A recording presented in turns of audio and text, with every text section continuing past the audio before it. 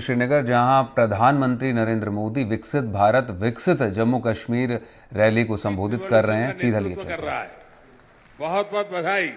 अच्छा नाजिम जी, आपकी इस पहल में जैसा आपने बनाया, सरकार की योजनाएं रही, लेकिन शुरुआत में शायद सरकार में योजनाओं का लाभ लेने में दिक्कत आई होगी, या सरलता से आपको समझ आया, मिलता गया? सर 2018 की बात अगर मैं करूं तो मैं पुलवामा, बारामूला, गांधरबल, अनंतनाग सब डिस्ट्रिक्ट्स में गया सर, क्योंकि मेरी तड़प थी कि मैं इस मधुमक्खी के काम में काम करूं। मगर कहीं पे मुझे उस टाइम पे सपोर्ट नहीं मिला। मैं एक एक बंदे के पास गया, लास्ट में डिपार्टमेंट ऑफ एग्रीकल्चर के पास गया और उन्होंने मेरा हाथ थाम दिया और सफर आगे बढ़ता रहा। नाजिम जी देखिए, मधुमक्खी का ये व्यवसाय जो एक बिल्कुल नया क्षेत्र होता है और आप बहुत आसानी से कर सकते हैं, और उसके कारण फसल को भी बहुत फायदा होता है।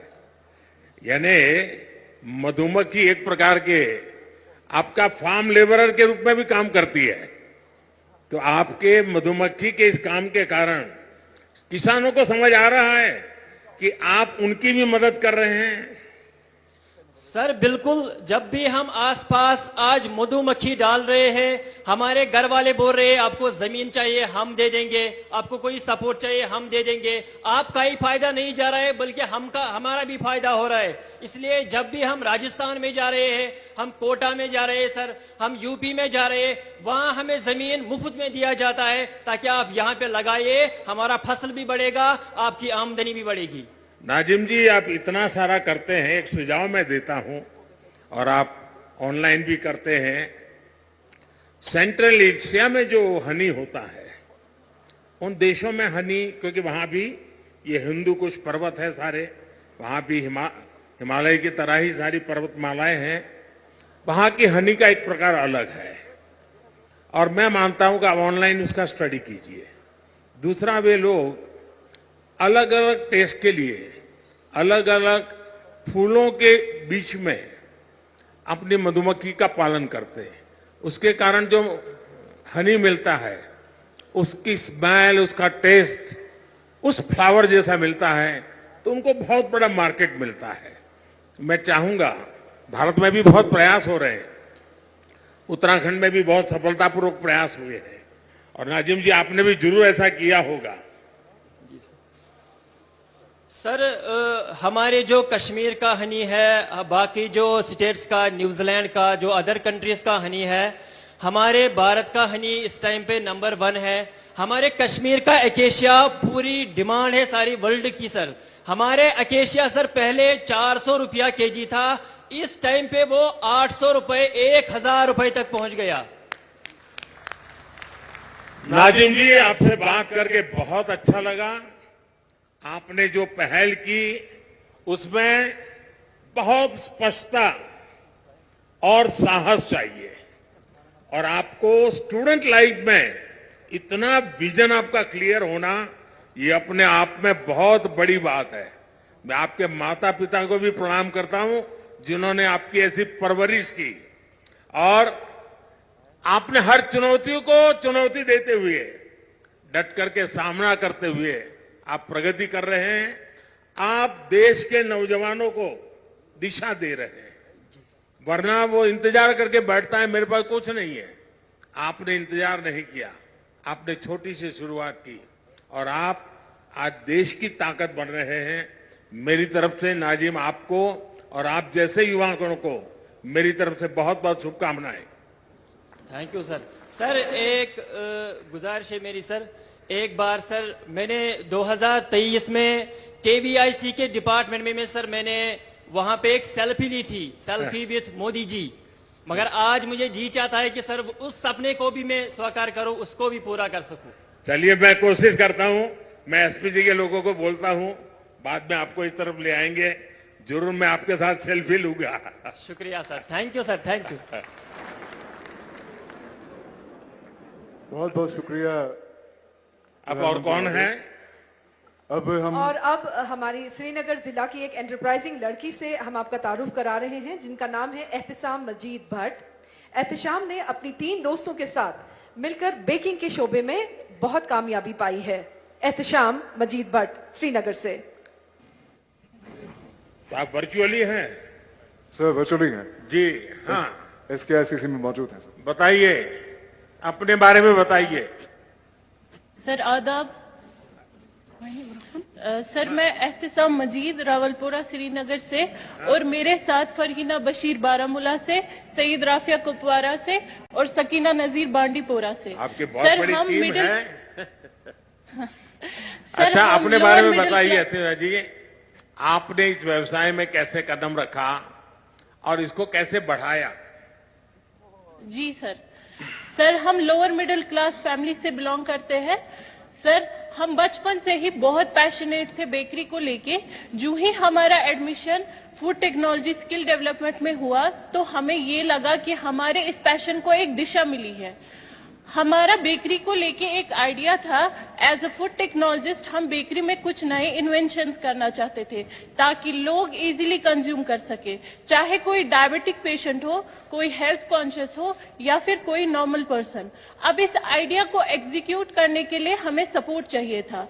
फिर government polytechnic for women skill development ने हमें इंक्यूबेशन सेंटर दिया, जहां हमने 6 महीने तक काम किया। इस इंक्यूबेशन में हमें पैशन, सपोर्ट और मार्केटिंग स्किल्स मिले और कॉन्फिडेंस मिला आगे जाने का। जो ही आपको हमारा कई चुनौतियां आई होगी, उन चुनौतियों को कैसे सामना किया आपने? सर हमने इंक्यूबेशन के बाद अपना मैन्युफैक्चरिंग यूनिट स्टार्ट करने का सोच लिया, लेकिन हमने कुछ एक्सपर्ट से राय ली जिनसे हमें ये मालूम हुआ कि ये एनओसीज पेपर वर्क हमारे लिए बहुत हैक्टिक और टाइम कंज्यूमिंग रहेगा। सरकार की लेकिन तरफ से क्या क्या मदद मिली आपको? सरकार को कैसे मदद प्राप्त की आपने? सर 2019 के बाद जो गवर्नमेंट ने डिजिटल सेवाएं सिंगल विंडो सिस्टम बनाया, उससे हमारी सारी एनओसीज पेपर वर्क हमें घर बैठे ही ऑनलाइन ही कंप्लीट हो गई। सर हम 4 लड़कियां घर में, खाली बेटियां ही है, भाई हमारे कोई नहीं है, तो हम ऑफिसेज में जाके दर दर की ठोकरें खाने से बच गए और ऑनलाइन ही घर बैठे ही वो सारी सेवाएं हमें प्राप्त हो गई। सर अभी बेक ओ क्लॉक के नाम से बागात में हमारा मैन्युफैक्चरिंग यूनिट चल रहा है और लगभग 2 लाख की मंथली सेल हो जाती है।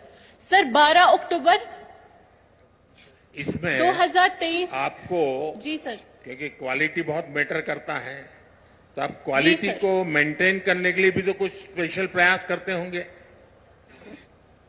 जी सर हम मैन्युफैक्चरिंग यूनिट और हम ऑर्डर बेसिस पे बनाते हैं।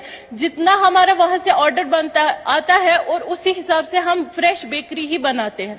और सर हमारा फूड टेक्नोलॉजी के हिसाब से हमने ये प्रयास लिया है कि हम क्वालिटी पे कोई कॉम्प्रोमाइज नहीं करेंगे।